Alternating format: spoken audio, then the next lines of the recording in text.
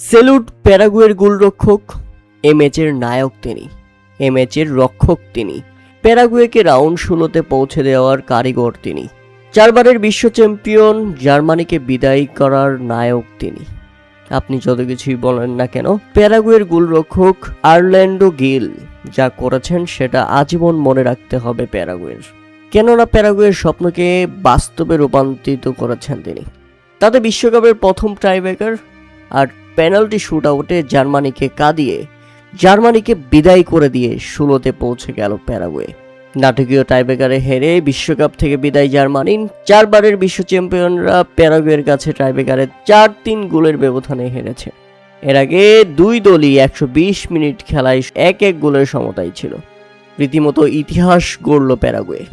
আপনারা জানলে অবাক হবেন যে জার্মানির প্রথম শটটাই আটকে দিয়েছেন প্যারাগুয়ের গোলরক্ষক আর্ল্যান্ডো গিল। এরপর প্যারাগুয়ের প্রথম শটটি গোল হয় এবং সবচেয়ে অবাক করা ব্যাপার হচ্ছে জার্মানির চতুর্থ শটটিও আটকে দিয়েছিলেন প্যারাগুয়ের গোলরক্ষক।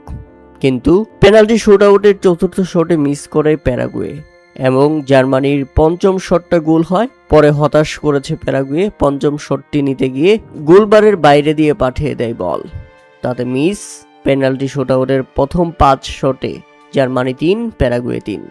এরপর ষষ্ঠ শটটি মিস করে জার্মানি একদম গোলবারের উপর দিয়ে পাঠিয়ে দেয় তারা এবং ষষ্ঠ শটে সফল হয় প্যারাগুয়ে।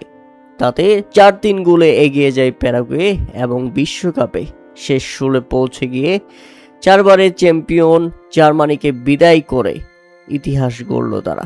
এর আগে শুরুতে প্রথমার্ধে এগিয়ে গিয়েছিল প্যারাগুয়ে, পরে দ্বিতীয় অর্ধে 54তম মিনিটে সেই গোলটি শোধ করে সমতায় ফেরে জার্মানি। ম্যাচের 90 মিনিটের খেলা শেষ হয় সমতায়। পরে অতিরিক্ত 30 মিনিটের খেলায় প্রথমার্ধে একটা গোল করে এগিয়ে গিয়েছিল জার্মানি।